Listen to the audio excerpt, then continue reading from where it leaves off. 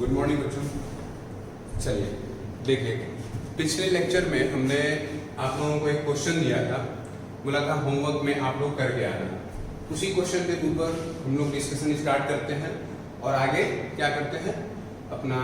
आज हम लोग एप्लीकेशन ऑफ गॉस लॉ, जो कि लास्ट लेक्चर है इलेक्ट्रोस्टैट फर्स्ट का, एंड इलेक्ट्रोस्टैट सेकंड में आप लोगों को मैं सारा कवर कराऊंगा। जैसे इलेक्ट्रिक पोटेंशियल हो गया, इलेक्ट्रिक पोटेंशियल से रिलेटेड, फिर आपके इलेक्ट्रिक फील्ड को, और अब उसमें भी आएगा पोटेंशियल में आपको रिलेट करूंगा कूलॉम्स लॉ से भी, ठीक है, और गॉस लॉ से भी रिलेट होगा। तो वो कल से वो लेक्चर स्टार्ट होगा। आज का पूरा हम लोग प्रैक्टिस क्वेश्चन करेंगे, अच्छे अच्छे क्वेश्चंस को करेंगे। देखो बेटा, क्वेश्चन जो मैंने होमवर्क दिया था वो क्या था, find out the net electric flux through the cube in the given diagram and the electric field present E is equals to E naught x I cap. Cube of side L, ये cube है जिसकी side कितनी दी गई आपको, L दिया गया है। अब देखो, हम लोगों ने कल एक क्वेश्चन किया था ना, वहां पे भी क्यूब हमने रखा था, क्यूब को रखा था तो वहां से इलेक्ट्रिक फ्लक्स कितना आ गया था, 0 आ गया था। नेट कितना आया था इलेक्ट्रिक फ्लक्स क्यूब के लिए, 0 आ गया। तो क्या इसका भी नेट इलेक्ट्रिक फ्लक्स 0 होगा? तो थोड़ा सा हम लोग यहाँ पे क्वेश्चन को सॉल्व करते हैं, और कैसे करेंगे वो ध्यान से समझिए। सबसे पहले मैंने आपको बताया था बेटे, क्या कीजिए, कोई भी क्लोज सरफेस अगर क्यूब है, क्यूबॉइड है, इस टाइप के कोई भी है, तो इनका नामकरण करो, नाम लिखो इसका। देखो मैं नाम लिखता हूं, A B C D, C थोड़ा बड़ा कर देता हूं, C D E F G H। अब ये आप देख लो बेटे कि कौन कौन से, देखिए इलेक्ट्रिक फील्ड किस एक्सिस में है। इलेक्ट्रिक फील्ड तो हमारी भाई यहाँ पे हम लोग स्टार्ट करते हैं, यहीं से सॉल्यूशन यहाँ से स्टार्ट कर रहे हैं। तो देखेंगे आप कि इलेक्ट्रिक फील्ड जो है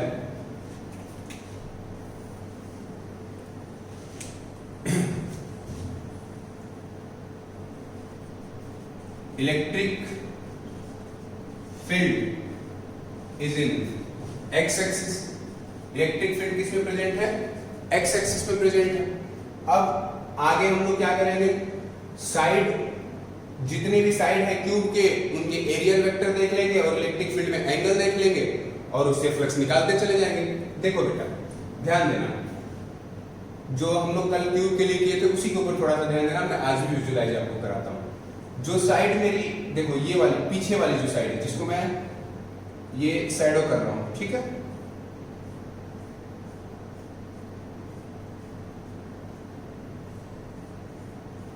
इसकी जो एरिया वेक्टर होगी वो किधर होगी, जेड एक्सिस इनवर्ड होगी।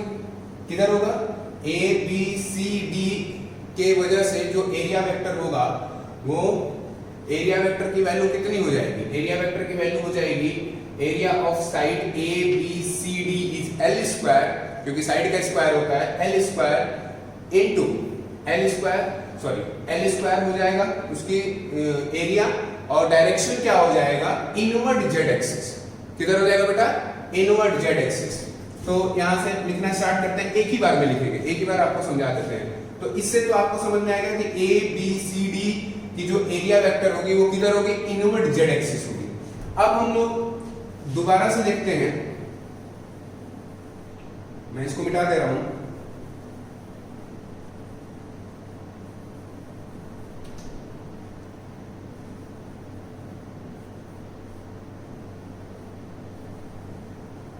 ठीक है। देखो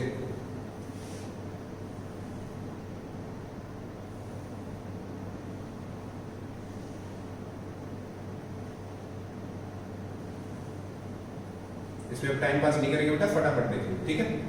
देखिए अब हम लोग साइड देखिए ई एफ जी एच, जो बाहर वाली साइड है ऐसे होगी, उसकी वजह से, अब देखो ऐसे होगी साइड, तो उसकी वजह से जो इलेक्ट्रिक फील्ड आ रहा होगा, अगर ध्यान से आप देखो तो इसकी वजह से जो इलेक्ट्रिक फील्ड आ रहा होगा वो आउटवर्ड जेड एक्सिस हो जाएगा। जो पीछे वाली साइड है ए बी सी डी, उसकी वजह से क्या आ जाएगा, इनवर्ड जेड एक्सिस, और इसकी वजह से inward, sorry outward Z axis हो जाएगा। फिर से ध्यान देना है इस बात के ऊपर, ए बी सी डी की वजह से जो आपका एरिया वेक्टर आएगा वो किधर आ जाएगा, ऐसे आ जाएगा, इनवर्ट जेड एक्सिस आ जाएगा, यानी ये साइड है इसके पीछे, पीछे वाली हो जाएगी साइड। अब जब ये बाहर वाली साइड ले रहे हैं तो इसके बाहर वाला आ जाएगा, यानी ए बी सी डी की वजह से जो एरिया वेक्टर आएगा उस बात को ध्यान दीजिएगा, वो किधर होगा, area vector L square towards invert Z axis, और ई एफ जी एच की वजह से जो एरिया वेक्टर आएगा वो भी L square towards outward Z axis हो जाएगा। तो देखो इलेक्ट्रिक फील्ड एक्स एक्सिस में है और ये इनकी जो एरिया वेक्टर आ रही है वो किधर आ रहा है, जेड एक्सिस में आ रही है, तो दोनों के बीच में एंगल कितना बना, 90। It means to say that flux due to A B C D and flux due to E F G H is equals to 0। यहां तक तो बात समझ आया। अब दूसरी वाली साइड देखो, ए बी एफ ई जो ये वाली अपर साइड है, इसकी वजह से जो एरिया वेक्टर आएगी बेटा वो किधर आएगी, अपवर्ड वाई एक्सिस आएगी। तो फिर से flux through A B F E कितना आ जाएगा, 0, क्योंकि एक्स एक्सिस और वाई एक्सिस के बीच का एंगल कितना होगा, 90। अब यहां पे देखेंगे फिर से सी डी एच जी, यानी ये नीचे वाले की वजह से किधर आ जाएगा, वर्टिकल डाउनवर्ड। फिर से एक्स एक्सिस और वाई एक्सिस वर्टिकल डाउनवर्ड में कितना एंगल बनेगा, 90, उसका भी फ्लक्स 0। तो यानी चार साइड से हमारा फ्लक्स तो 0 आ रहा है। इतनी बात तो कंफर्म हो गई। तो डायरेक्ट लिखेंगे, आप लिखोगे flux through side A B C D E F G H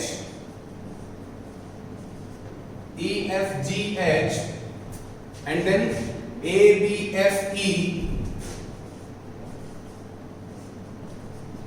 and C D H जी,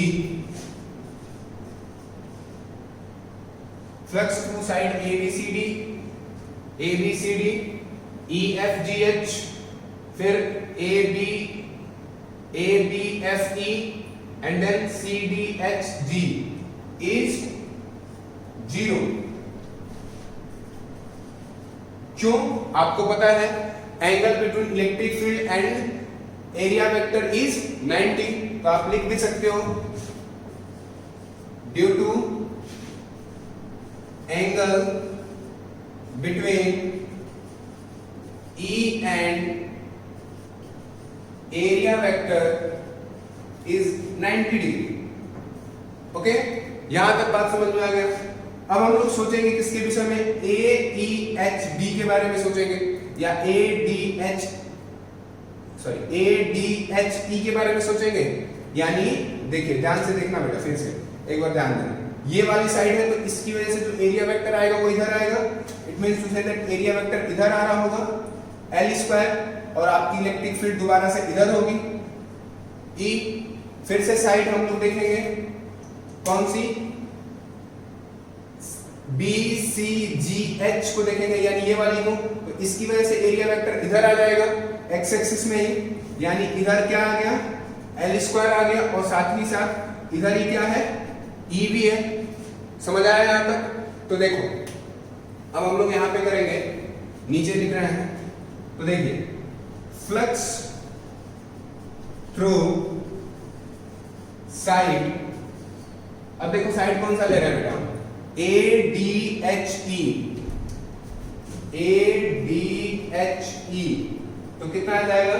जो बच्चे इस क्वेश्चन को किए होंगे वो अपने मेथड को यहाँ पे टैली करोगे, अगर सही है तो बहुत अच्छी बात है बेटा, वेरी गुड, आप कॉन्सेप्ट्स को समझ रहे हो।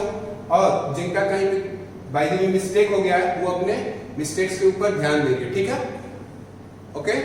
तो देखिए flux through side A D H E, तो देखो बेटा ई और एरिया वेक्टर के बीच में एंगल कितना बन गया, 180 डिग्री। इतनी बात तो समझ आ गई। दूसरी बात, यहां देखो ई जो है, इलेक्ट्रिक फील्ड जो है वो कांस्टेंट नहीं है, ई नॉट नहीं है बेटा, एक्स क्या है यहाँ पे, वेरिएबल है। क्या है, क्या बच्चों, वेरिएबल है। तो यहाँ पे इलेक्ट्रिक फील्ड का जो वैल्यू दिया गया है वो कैसी है, वेरिएबल इलेक्ट्रिक फील्ड है। इस बात के ऊपर ध्यान देंगे, ये कैसी है, मैं लिख दे रहा हूं शॉर्टकट में, वेरिएबल इलेक्ट्रिक फील्ड है। क्यों वेरिएबल इलेक्ट्रिक फील्ड है भाई, इस वजह से आप खुद से सोचो क्यों है, आखिर क्यों है? क्योंकि x चेंज करोगे तो e चेंज होगा। मान लो x की जगह पे a रख दो, फिर x की जगह पे a प्लस l रख दो, फिर x की जगह पे l रख दो, तो x जैसे जैसे चेंज हो रहा है e की वैल्यू भी चेंज हो रही है। बात समझ में आया? इस वजह से वेरिएबल इलेक्ट्रिक फील्ड है, इलेक्ट्रिक फील्ड है। ओके, तो देखिए अब हम लोग ध्यान देंगे ADHE, तो क्या लिखेंगे? फ्लक्स का फॉर्मूला कल आप लोगों को बताया था EA cos थीटा। अब देखो E की वैल्यू कितनी है यहाँ पे, E की वैल्यू क्या हो जाएगी? x की जगह x की वैल्यू क्या यहाँ पे इस वाली साइड के लिए कितना है? A है बेटा, तो E नॉट A हो जाएगा, कितना हो जाएगा? E naught A into L square into cos 180। शायद आप लोगों को यहाँ ना दिख रहा हो तो मैं ऊपर लिख दूंगा, यहाँ पे लिखूंगा, ठीक है? क्वेश्चन को मैं मिटा दे रहा हूँ, क्वेश्चन को तो आप लोग नोट किए ही होंगे, पिछले क्लास में भी क्वेश्चन लिखा था हमने।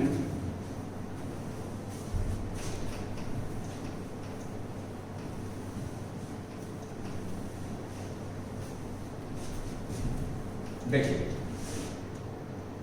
इसको मैं ऊपर लिख दे रहा हूँ, फ्लक्स थ्रू साइड ADHE कितना हो गया? EA cos थीटा, और E की जगह पे आप क्या लिखोगे? E naught A into A की जगह पे क्या आ जाएगा?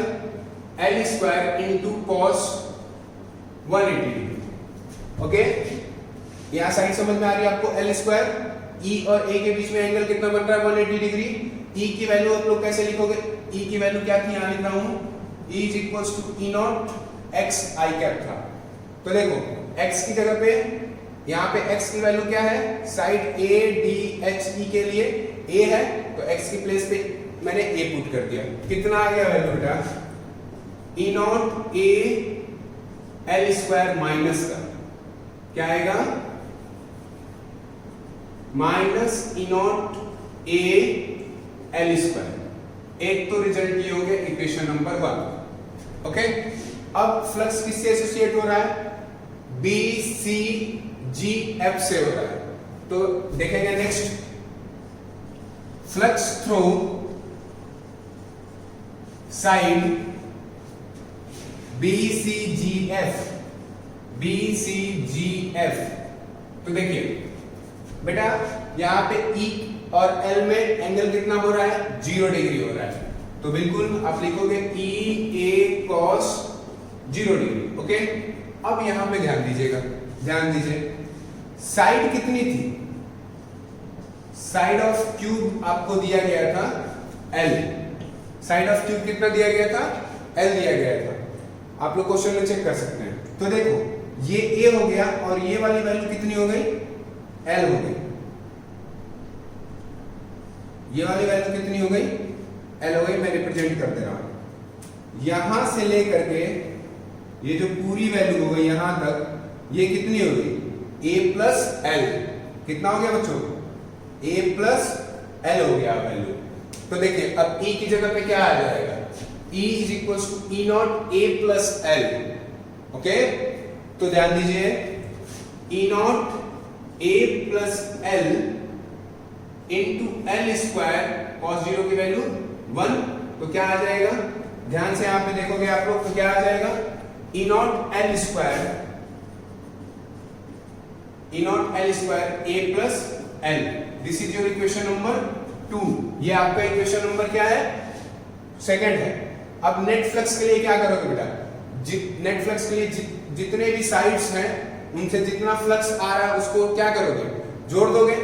तो net flux is equal to, direct में लिखूं, समझ सकते हैं आप लोग उतना? तो ये वाला नोट कर लेना, इसको मैं मिटा रहा हूं। चलिए अब देखिए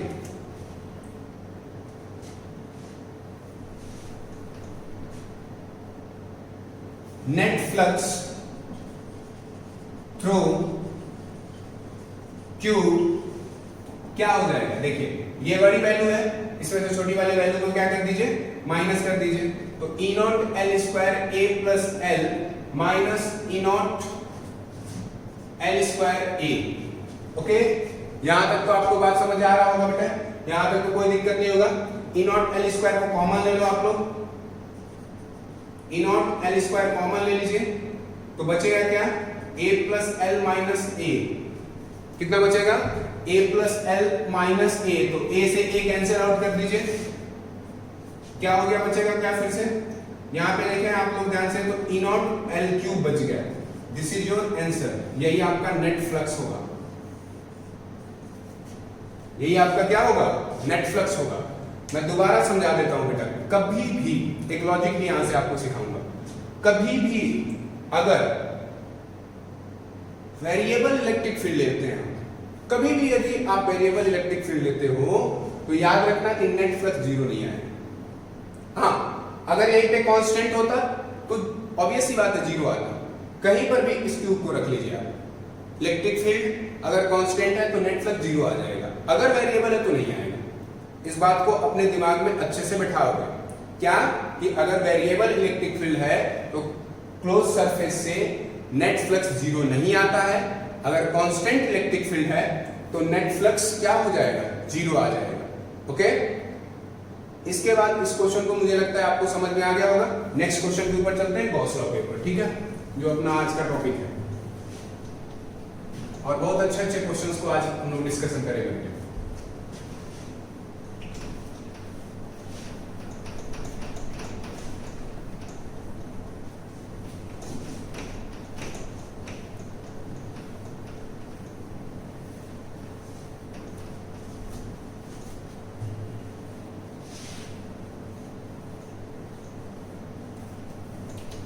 देखिए,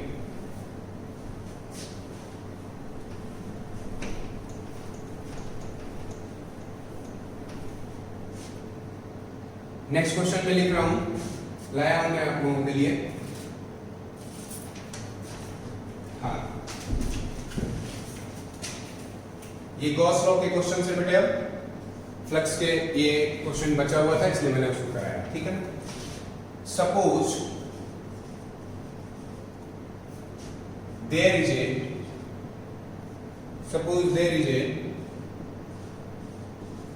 a square plate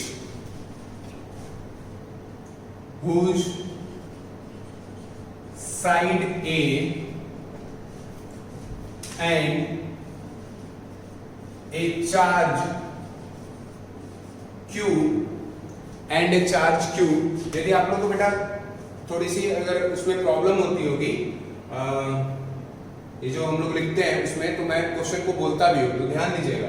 suppose there is a charge plate Q, suppose there is a square plate whose side A and a charge Q is placed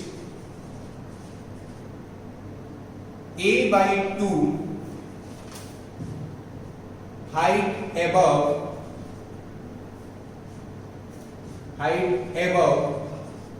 the square plate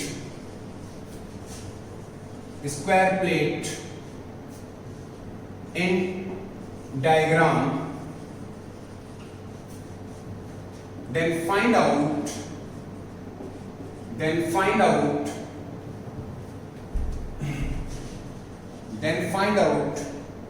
the net flux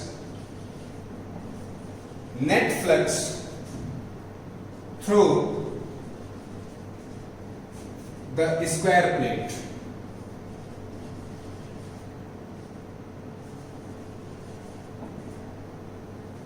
ठीक है, diagram में आप लोगों को बता दे रहा हूं कैसा है।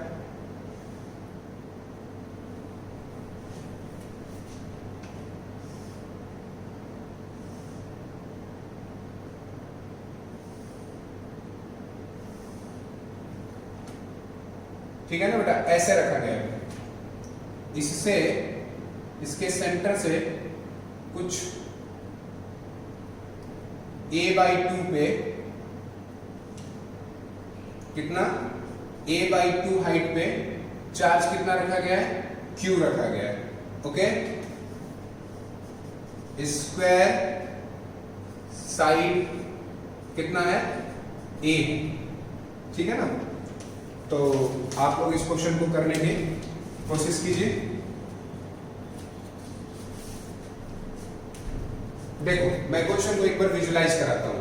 ये हमारा palm है ना, ये हमारा हाथ है ना, हथेली है। इसमें ऐसा समझो कि ये हथेली एक क्यूब क्या है, सॉरी स्क्वायर है। क्या है, एक स्क्वायर है। इसके ये जो मार्कर है इसकी हाइट समझ लो a/2 है और यहाँ पे एक चार्ज रखा गया है। इससे से इस चार्ज की वजह से इस स्क्वायर से कितना फ्लक्स होगा वो आपको बताना है। आप लोग एक बार अपना दिमाग दौड़ाओ, इसमें सोचो कि हम क्या कर सकते हैं। क्या आप लोग कर सकते हो? देखो बेटा, गॉस लॉ को यहाँ पे सोचो। गॉस लॉ को सोचेंगे तो कल हमने एक कॉन्सेप्ट आप लोगों को सिखाया था, शायद आप लोगों को याद भी हो। हमने एक हेमिस्फीयर लिया था, दो क्वेश्चंस में हमने क्लोज हेमिस्फीयर लिया था, जिसके अंदर एक बार चार्ज रखा था तो फ्लक्स कितना आया था, Q/ε0। एक बार बाहर रख दिया था तो फ्लक्स कितना आ गया था, 0। और एक बार ओपन हेमिस्फीयर लिया था। ओपन हेमिस्फीयर कैसे, नीचे से जो उसकी सरफेस थी वो नहीं था और ओपन हेमिस्फीयर के सेंटर पर चार्ज रखा था, कोई Q रखा था ना। फिर पूछा था कि फ्लक्स बताइए, तो उस ओपन हेमिस्फीयर को हम लोग किस में कन्वर्ट करने की कोशिश किए थे, क्लोज सरफेस में कन्वर्ट करने की कोशिश किए थे। यानी उस हेमिस्फीयर के ऊपर हेमिस्फीयर जो दिया गया था उसी के सिमेट्रिकल एक नीचे हेमिस्फीयर हमने जोड़ दिया था और वो एक स्क्वायर बन गया था। फिर हमने फ्लक्स आराम से निकाल लिया था। यहां पर भी कुछ ऐसा सोचो, ये क्या है, स्क्वायर एक ओपन सरफेस है। स्क्वायर से कौन सी क्लोज सरफेस बन सकती है, और जो क्लोज सरफेस बन रही है उसके रिस्पेक्ट में फ्लक्स निकाल लो गॉस लॉ से, ठीक है। और देखना कि वो जो सरफेस आप बनाओ वो कैसा हो, सिमेट्रिकल हो, क्योंकि ताकि आप डिवाइड करो, जब साइड्स जितने भी हों उसके उससे डिवाइड करो तो वो वैल्यू आसानी से आप फाइंड आउट कर सको। ये आपके दिमाग में होना चाहिए, ट्रिक है, ठीक है। तो मैं कोशिश करता हूं उस क्वेश्चन को सोचने की और करने की। सबसे पहले मैं ये हमेशा याद रखना ट्रिक एक बात, कि कोई भी ओपन सरफेस हो, ये ट्रिक है बेटा, ये कहीं नोट कर लीजिए आप अपने लैंग्वेज में, ठीक है। ये आपको किसी बुक में नहीं मिलेगा। मैं यहाँ पे ट्रिक बता रहा हूं, ध्यान से सुनिए। क्या है ट्रिक, कि किसी भी ओपन सरफेस को क्लोज सरफेस में कन्वर्ट करना चाहिए, कैसा, सिमेट्रिकल। सॉरी, फिर से ध्यान दीजिएगा, किसी भी ओपन सरफेस को किस में कन्वर्ट करो आप, क्लोज सरफेस में कन्वर्ट करो। और क्लोज सरफेस में कन्वर्ट ऐसा कीजिए ताकि उस क्लोज सरफेस कैसा हो, सिमेट्रिकल हो टू द गिवन डायग्राम, ठीक है। क्यों होगा उसका भी रीजन अभी समझ आ जाएगा, बट इस ट्रिक को आप लोग नोट कर लेना। अब देखो ये एक स्क्वायर है, इस स्क्वायर से हम क्या बना सकते हैं बेटा, क्यूब बना सकते हैं।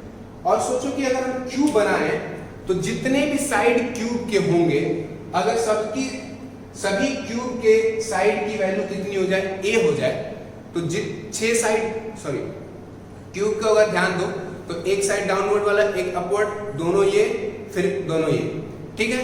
यानी 6 साइड आएंगे। 6 साइड्स का सभी का साइड की जो वैल्यू आ जाए, a आ जाए, तो सारे 6 साइड क्यूब के क्या हो जाएंगे, सिमेट्रिकल हो जाएंगे। और क्यूब कैसा है, क्लोज सरफेस है। तो देखो हम लोग यहाँ पे क्या करेंगे, सबसे फर्स्ट ऑफ ऑल आप लोग लिख लेना इस बात को, ठीक है, कि ओपन सरफेस को हम ट्राई करेंगे किसमें कन्वर्ट करने के लिए, क्लोज सरफेस में। ट्रिक में लिख लीजिएगा। तो देखिए हम लोग एक स्क्वायर को किस में कन्वर्ट करना चाहेंगे, एक क्यूब में कन्वर्ट करना चाहेंगे। किस में कन्वर्ट करना चाहेंगे बेटा, कन्वर्ट इनटू क्यूब, ठीक है। और कैसी साइड, सिमेट्रिकल साइड से। तो देखो क्या बनेगा, देखिए मैं बताता हूं आपको, थोड़ा सा अच्छा सा डायग्राम बनाते हैं।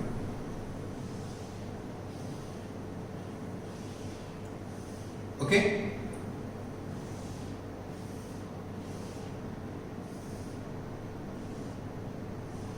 ये आपका एक क्यूब बना जिसकी साइड, सभी की साइड ऑफ क्यूब क्या है, a है। ओके, आप समझो कि आपको फ्लक्स किससे पूछा गया था, एक्चुअल में फ्लक्स इस वाले साइड से पूछा गया था। ये जो है ना नीचे वाला, नीचे ऐसे दिया गया था और ऊपर ऐसे चार्ज रखा गया था। अब चार्ज कहां रखा गया है, अब देखो a/2 अपवर्ड, यानी कहीं यहां पे रखा गया है,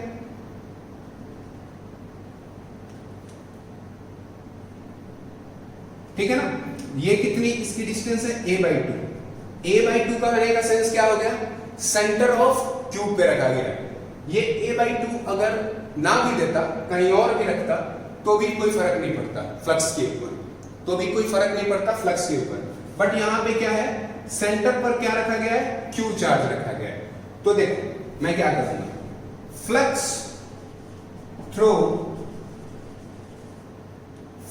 थ्रू द ट्यूब। तो अकॉर्डिंग टू गॉस लॉ के थ्रू आपको पता है कि किसी भी क्लोज सरफेस से नेट फ्लक्स कितना होता है, टोटल फ्लक्स या नेट फ्लक्स कितना होता है, Q upon epsilon not.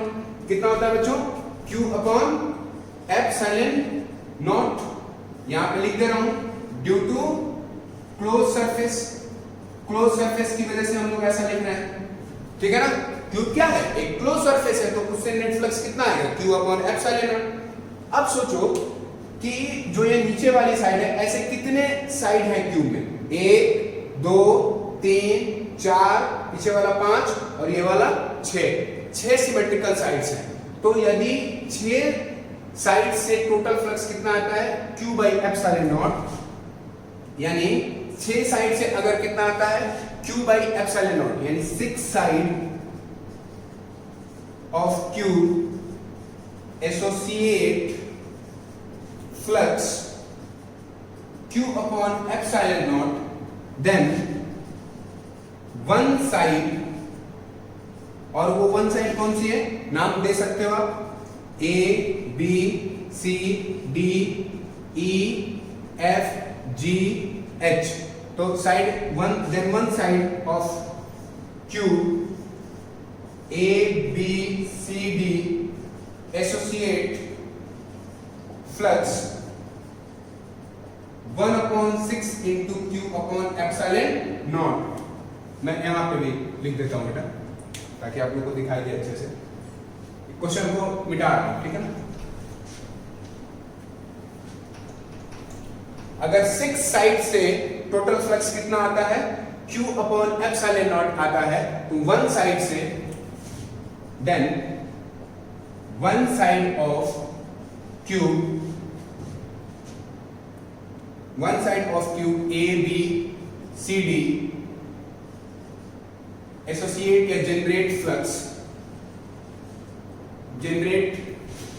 flux कितना करेगा, 1/6 into Q, 1/6 into Q upon epsilon not. जब 6 साइड क्या कर रहा है, Q अपॉन एप्सिलॉन नॉट कर रहा है, तो वो एक साइड कितना करेगा, 1/6। तो क्या आंसर आया आपका, Q upon 6 epsilon naught finite आ गया। This is your answer. देखो कितनी आसानी से आंसर आ गया। अगर वैसे आप करते तो बहुत ज्यादा दिमाग आपको लगाना पड़ता, समझ में आ रही है बात। आपको बेटा E निकालना पड़ता है, E के बाद फिर बहुत सारी चीजें देखनी पड़ती। क्लियर हो रहा है, आप गॉस लॉ से कितनी आसानी से कर लिए भाई। सबसे पहले आपने क्या ट्रिक यूज किया, इस ऐसे क्वेश्चंस में जब कभी भी ओपन सरफेस हो, तो उस क्वेश्चन का ट्रिक ये होता है कि बेटा उस ओपन सरफेस को किस में कन्वर्ट करो, क्लोज सरफेस में कन्वर्ट करो। देन क्लोज सरफेस के वजह से फ्लक्स देख लो गॉस लॉ से, और सिमेट्रिकल साइड्स कितनी है उसकी, वो देख करके उससे क्या कर दीजिए, नेट फ्लक्स निकाल दीजिए, आ जाएगा आंसर। अब अगले क्वेश्चन पे चलते हैं, ठीक है ना। अगला क्वेश्चन भी अच्छा सा क्वेश्चन ले रहे हैं, और एक टाइप का एक ही क्वेश्चन करा रहे हैं, ठीक है ना, ताकि आप लोग बहुत सारे टाइप्स सीखो और बहुत सारे क्वेश्चंस करो।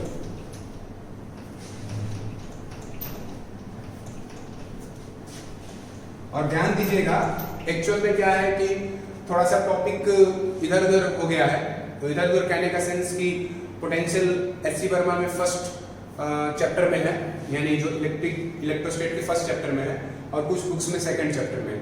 तो इस वजह से मैं आईआईटी जेई के भी क्वेश्चंस नहीं करा रहा हूं, क्योंकि आईआईटी जेई के या नीट के क्वेश्चंस में इलेक्ट्रिक पोटेंशियल भी यूज कर दिया गया है। तो इलेक्ट्रिक पोटेंशियल जब बेटा मैं करा लूंगा तो सारे प्रीवियस ईयर के क्वेश्चन कराऊंगा, ठीक है ना।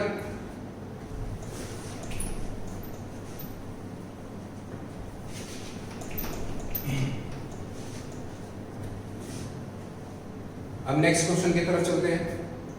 देखिए नेक्स्ट क्वेश्चन बहुत अच्छा क्वेश्चन है बेटा, ध्यान रखना, बहुत अच्छा क्वेश्चन है। इंपॉर्टेंट क्वेश्चन पहले ही लिख रहा हूं।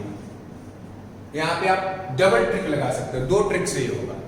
ठीक है, आओ देखो क्वेश्चन क्या है। There is a cube whose side A, एक क्यूब है जिसकी साइड ए है। A charge cube is placed at one vertices of cube in the diagram.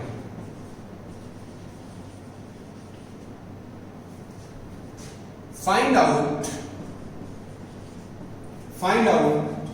the net flux through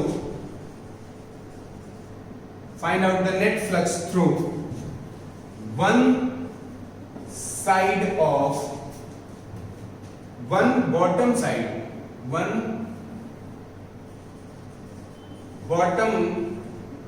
side of cube. Okay, diagram आपको क्या दिया गया है, देखिए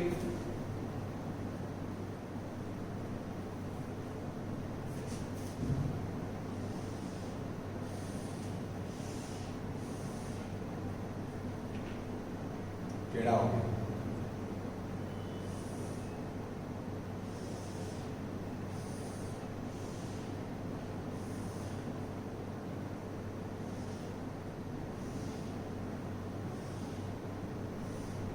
ठीक है ना बेटा, ये क्यूब है और आपको फ्लक्स किससे निकालना है, बॉटम वाली, यानी इस वाले साइड से आपको फ्लक्स बतानी है। और चार्ज कहां पे रखा गया है वो भी ध्यान दोगे आप। चार्ज आपका इस प्लेस पे क्यूब पे रखा गया। ओके, अब साइड ऑफ क्यूब आपको क्या दी गई है, ए दिया गया है। ओके, चार्ज प्लेस कहां पे है, वर्टिसेस पे प्लेस है। अब सोचो, अब इसमें क्या करें, अब सोचो हम लोग क्या करें। बहुत बढ़िया क्वेश्चन है बेटा, बहुत अच्छा सा क्वेश्चन है। देखो हम लोग इसको 2 तरीके से कर सकते हैं। एक तो जो हम लोग अब देखो यहां पे बहुत सारे बच्चे आंसर करेंगे कि सर इसका आंसर आएगा, आपको ये एग्जाम में ऑप्शन भी दिया जाएगा। क्या आंसर दिया जाएगा, 1/6 Q/ε0 या Q/6ε0। नहीं बेटा, गलत है। कैसे गलत, क्यों गलत? क्वेश्चन आएगा ना मन में, आपको क्वेश्चन आ रहा होगा मन में, आप सोच रहे हो कि सर कैसे गलत है। आप हमेशा गलत कह देते हो। नहीं, हम हमेशा नहीं कहते हैं, आप जब सही हो तो सही है। देखो कैसे गलत है, जब चार्ज वर्टिस पे रखा गया है तो देखो कुछ चार्ज इस क्यूब के अंदर है और कुछ चार्ज इस क्यूब के बाहर है बेटा। तो भाई एक बात सोचो, पूरा जो चार्ज है क्यूब, वो पूरा आप ऐसे विजुलाइज कीजिए इस क्वेश्चन को। ये चार्ज को आप एक स्फीयर लीजिए, ठीक है, तो स्फीयर ले रहे हैं आप, तो पूरा अंदर थोड़ी है स्फीयर। जब इनसाइड के क्यूब होता तब तो पूरा स्फीयर या चार्ज अंदर होता क्यूब के। अब तो भाई वर्टिसेस पे रखा गया है। आप ऐसा सोचो, मैं थोड़ा सा विजुलाइज कराता हूं आपको मार्कर से। आप यूं देखो, ये मार्कर एक है, एक मार्कर ये है, थोड़ा सा मैं सेट कर लेता हूं। ये है, देखिए ये है ना, ये है। अब इसके ऊपर एक स्फीयर रखो तो कुछ ही पार्ट तो अंदर स्फीयर के आ रहा होगा, बाकी पार्ट तो आ नहीं रहा होगा। क्लियर हो रहा है? तो बाकी जो पार्ट अंदर नहीं आ रहा होगा उससे तो फ्लक्स यहां पे कुछ नहीं होगा, नहीं होगा ना। तो इसका मतलब Q/6ε0 हमारा क्वेश्चन का आंसर गलत है। समझ आ रहा है? केमिस्ट्री शायद अगर आप लोग पढ़े हो बेटा तो सॉलिड शायद आप लोग के एक चैप्टर है उसमें बताया जाता है, ये सारे विजुलाइज कराया जाता है। तो देखो अब यहाँ पे अगर आप सोचो तो केमिस्ट्री के कॉन्सेप्ट से मैं नहीं बताऊंगा, मैं तो फिजिक्स के कॉन्सेप्ट से बताऊंगा, बट आपको विजुलाइज करा रहा हूँ। विजुलाइज ये करा रहा हूँ कि अगर वर्टिसेस पे आप सोचो कि एक स्फीयर रखा गया तो वो पूरा इस क्यूब के अंदर नहीं है बेटा। वो पूरा पूरा इस क्यूब के अंदर नहीं है, उसका कुछ पार्ट पार्शियली बाहर है और कुछ पार्ट पार्शियली अंदर है। तो जो अंदर वाला चार्ज है उसी की वजह से तो इस पे फ्लक्स हमको देखना पड़ेगा। समझ आ रही है मेरी बात? तो आइए इसको हम लोग कैसे फिजिक्स के थ्रू करें। तो देखो, मैं इसके दो मेथड वैसे बता सकता हूं आपको। पहले एक से समझो अच्छे से। हम लोग अब हमारे पास क्या हो गया कॉन्सेप्ट, ये तो ओपन सरफेस वाली बात हो गई। हमको क्या है, चार्ज का कुछ पार्ट भाई बाहर है, तो हम फिर से अब पूरा फ्लक्स निकालने में क्या हो रहा है, हमें प्रॉब्लम आ रही है। तो क्या करो, इसको क्लोज सरफेस में कन्वर्ट करो। क्लोज सरफेस कहने का सेंस कि ये जो हमारा क्यूब दिया गया है, वैसे तो क्यूब क्लोज सरफेस है, इसको भी किसी डायग्राम या किसी सिमेट्रिकल बॉडी के अंदर क्या कर दो, इनक्लोज कर दो, रख दो, ठीक है। और उससे फ्लक्स निकाल करके फिर सिमेट्रिकल से क्या करेंगे, डिवाइड कर देंगे। हो सकता है ऐसा। तो देखिए मैं वही कर रहा हूं। क्या कर रहा हूं, जरा ध्यान से समझिए। एक मैं यहां पे साइड ऑफ क्यूब कितनी है, ए है, तो मैं दूसरा एक क्यूब ले रहा हूं, क्योंकि क्यूब क्या है, क्लोज सरफेस, तो क्यूब के रिस्पेक्ट में दूसरा मैं क्यूब ले रहा हूं जिसकी साइड कितनी है, 2a है। अब इस क्यूब को कन्वर्ट कर रहा हूं सेकंड क्यूब में, whose साइड 2a, जिसकी साइड कितनी है बेटा, 2a है। बात समझ आया? डायग्राम में यहां पे बना रहा हूं, ध्यान से देखते जाओगे, और थोड़ा सा इधर ही बनाऊंगा ताकि आप लोगों को दिखाई दे। यानी यहां थोड़ा सेकंड क्यूब बना रहे हैं, whose साइड, जिसकी साइड में कितना ले रहा हूं, 2a ले रहा हूं। प्रीवियस वाले की साइड कितनी दी गई थी बेटा, a दिया गया था। अब देखो, अब यहां पे ध्यान से देखें, तो देखिए पहले डायग्राम से इसको विजुलाइज कीजिएगा।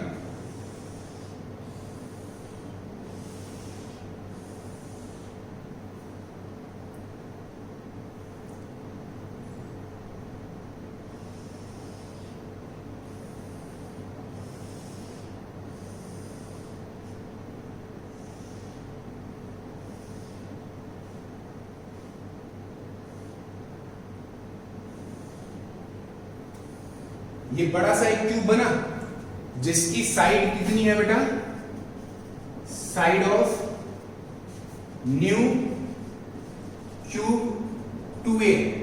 ओके, बात समझ आया? अब अपना वाला जो क्यूब है इसको इसके अंदर प्लेस कर दीजिए। और कैसे कीजिएगा, सिमेट्रिकल प्लेस करना है बेटा, ऐसे ही कहीं पे भी नहीं रखना है, सिमेट्रिकल रखना है। कहां पे रखूं, बॉटम में रखूं। कैसे रखेंगे, देखिए मैं रख करके बता रहा हूं। ए साइड है, हाफ हाफ लेते जाएंगे, थोड़ा सा बड़ा बना दीजिए ताकि आप अच्छे से विजुलाइज करें, फील करें इसको।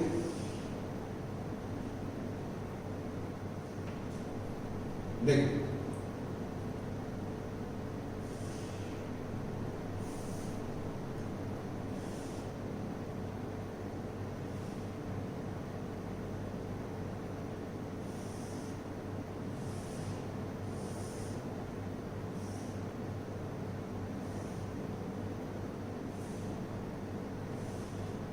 ठीक है, एक कॉर्नर में यहां पे प्लेस कर दो, ये यहां पे आना चाहिए।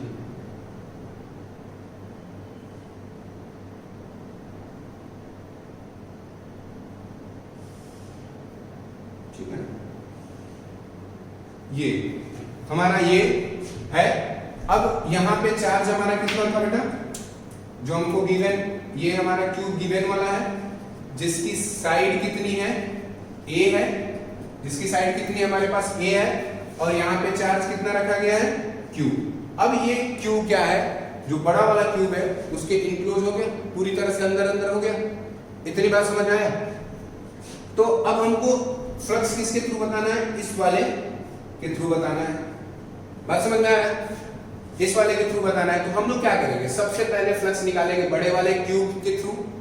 बड़ा वाला जो क्यूब है उसके थ्रू फ्लक्स कितना आ रहा है, देन आफ्टर दैट उसके एक साइड जो बॉटम वाली साइड है, यानी उसको मैं ब्लू पेन से बना दे रहा हूं, इसके थ्रू देख लेंगे।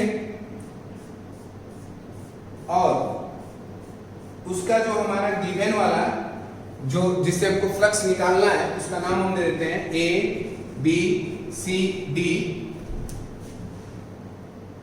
ए बी सी डी, जो हमारा ए बी सी डी से जो फ्लक्स होगा वो क्या होगा 1/4 पार्ट होगा, 1/4 पार्ट होगा। इतनी बात तो आप लोगों को समझ आ रही होगी।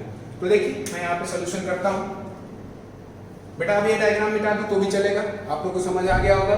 हमने क्या किया देखिए, एक्चुअल में चार्ज कुछ पार्शियली वो जो हमको गिवन ट्यूब दिया गया था उसके अंदर था और कुछ क्या था बाहर था।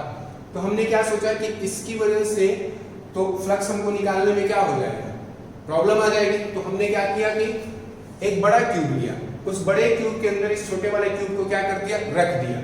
बड़े वाले ट्यूब की साइड कितनी ली, 2a ली, और ये छोटे वाले साइड की छोटा वाला ट्यूब की साइड कितनी थी, a थी। उसको हमने सिमेट्रिकल पुट किया, ठीक है। और पुट करने के बाद जो बड़े वाला ट्यूब है उसके बॉटम से पहले फ्लक्स देख लेंगे और कितना part A B C D क्या करता है, अपना एसोसिएट करता है, वो कितना करता है 1/4 पार्ट, तो उसे हम लोग डिवाइड कर देंगे, ठीक है। आइए देखिए, तो सबसे पहले तो ये बात देखेंगे, फ्लक्स थ्रू न्यू क्यूब कितना होगा, Q/ε। कोई दिक्कत की बात नहीं। अब यहां पर भी नाम दे दो जरा, x y, या इसका नाम दे दीजिए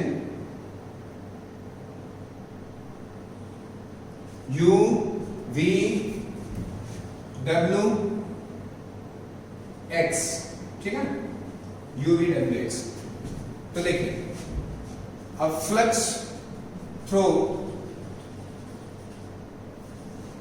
side of new cube U V W X is equals to 1/6 into Q/ε0।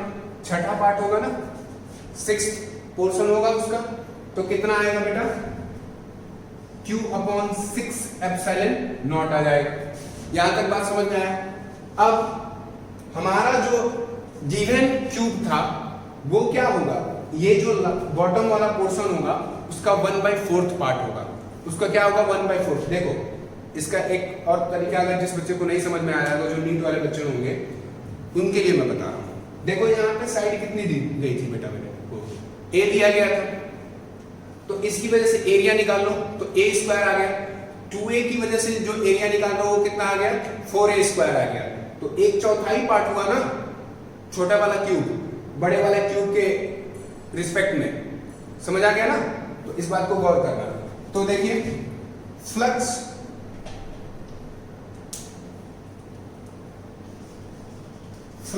Through the cube या flux through cube of side A, flux through cube of side A. Flux पूरे cube की वजह से मत निकालो, लंबा चला जाएगा फालतू में, शॉर्टकट में ही कीजिए इसको। क्या करेंगे आप, क्योंकि ये कॉम्पिटिटिव एग्जाम का क्वेश्चन है बेटा, बोर्ड में तो करना नहीं। Flux through side of cube A B C D, flux through side of cube A B C D,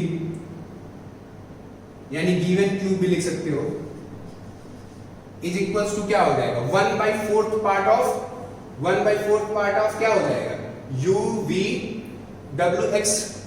तो क्या आप लिखोगे 1/4 इंटू Q/6ε0। आंसर कितना आ जाएगा Q/24ε0। This is your answer.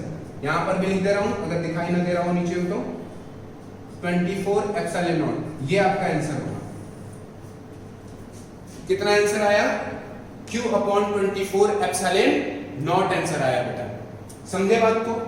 यहां पे क्या था कि हमने चार्ज को रखा था, तो चार्ज से कुछ पार्शियल बाहर हो जा रहा था, कुछ अंदर हो जा रहा था। तो उसकी वजह से हमने क्या किया, एक बड़ा क्यूब लिया जिसकी साइड 2a थी, और फिर हमने उस बड़े वाले क्यूब में अपने छोटे वाले क्यूब को क्या कर दिया, प्लेस कर दिया।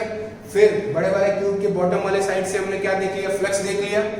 और फिर देखा कि हमारे जो गिवन क्यूब है उसकी जो साइड है बॉटम वाली उससे कितना फ्लक्स होता है 1/4 एसोसिएट कर रहा है या जनरेट कर रहा है, तो उससे हमने क्या कर दिया फ्लक्स निकाल दिया। आप लोगों को ये समझ में आ गया होगा।